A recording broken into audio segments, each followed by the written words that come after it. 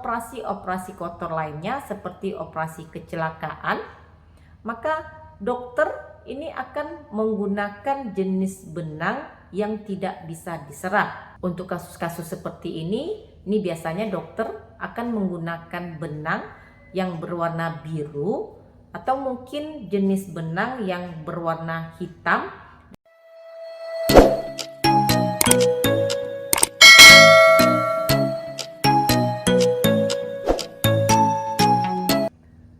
Assalamualaikum warahmatullahi wabarakatuh. Benang yang digunakan untuk penjahitan di kamar operasi ini ada dua jenis, yakni jenis benang yang bisa diserap atau absorbable dan jenis benang yang tidak bisa diserap atau non-absorbable. Benang absorbable ini adalah benang yang dapat diserap atau dihidrolisis oleh tubuh. Sedangkan jenis benang non-absorbable ini adalah jenis benang yang tidak bisa diserap atau tidak bisa dihidrolisis oleh tubuh.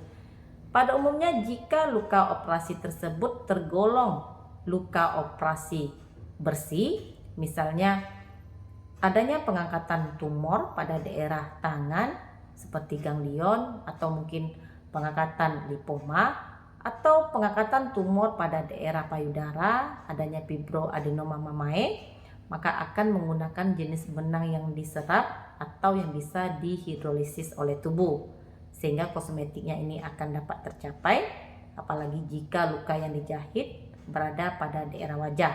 Tetapi jika jenis operasinya ini tergolong operasi kotor, terjadinya peritonitis, operasi di daerah perut karena usus bocor dan isi ususnya ini mengotori bagian dalam perut, atau operasi-operasi kotor lainnya seperti operasi kecelakaan, maka dokter ini akan menggunakan jenis benang yang tidak bisa diserap. Untuk kasus-kasus seperti ini biasanya dokter akan menggunakan benang yang berwarna biru atau mungkin jenis benang yang berwarna hitam, dan ini keduanya tergolong merupakan jenis benang yang tidak bisa diserap. Ukuran benangnya ini tentunya disesuaikan dengan lokasi luka yang akan dijahit. Apabila luka pada daerah wajah, maka dokter akan menggunakan ukuran benang yang lebih kecil. Tapi kalau posisi lukanya ini pada area tertutup atau mungkin yang banyak mengalami resiko pergerakan, maka dokter akan menggunakan ukuran benang yang lebih besar. Saat dokter menggunakan benang yang berukuran lebih besar, mungkin terdapat resiko bekas jahitan akan terlihat. Jika benang jahitan tersebut timbul dan ternyata lukanya ini sudah sembuh, ini mungkin menggunakan benang yang diserap. Namun terdapat daerah yang timbul sedikit pada luka seperti ada benjolan. Daerah yang timbul sedikit pada luka ini adalah ujung benang sisa atau ujung benang yang digunakan sebagai jangkar saat memulai jahitan. Jadi saat dimulai penjahitan di bagian subkutis, maka akan diawali dengan simpul mati. Kadang-kadang dokter membuat 5 simpulan, bahkan ada yang membuat sampai 7 simpulan. Makin banyak simpulan yang dibuat dengan ukuran benang yang besar, maka akan semakin terasa dan akan terlihat dari luar. Apabila benang jahitan tersebut timbul dan muncul di permukaan dan cukup mengganggu, maka bisa dikonsultasikan dengan dokter yang menangani jahitan tersebut.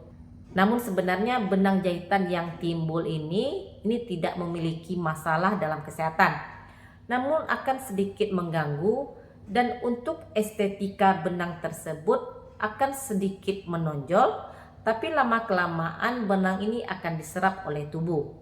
Kecuali benang jahitan tersebut masih ada di luar dan operasinya ini sudah lebih dari 21 hari tetapi belum dilepaskan, dalam arti kata benang yang digunakan adalah jenis benang yang tidak bisa diserap. Oleh karena itu, benang yang tidak dapat diserap ini harus segera diatasi dengan cara membuka jahitan tersebut. Benang bekas luka jahitan yang timbul sebenarnya tidak memiliki komplikasi medis, tetapi lebih kepada kenyamanan pasien itu sendiri. Selama luka menutup dengan baik dan tidak ada cairan ataupun darah yang keluar dari dalam luka, maka biarkan saja apabila benang timbul pada tepi jahitan luka. Demikian sedikit informasi dari saya, semoga sedikit membantu. Terima kasih sudah menonton. Jumpa lagi di video saya berikutnya bersama saya Devi Febriani, perawat kamar bedah. Stay healthy. Assalamualaikum.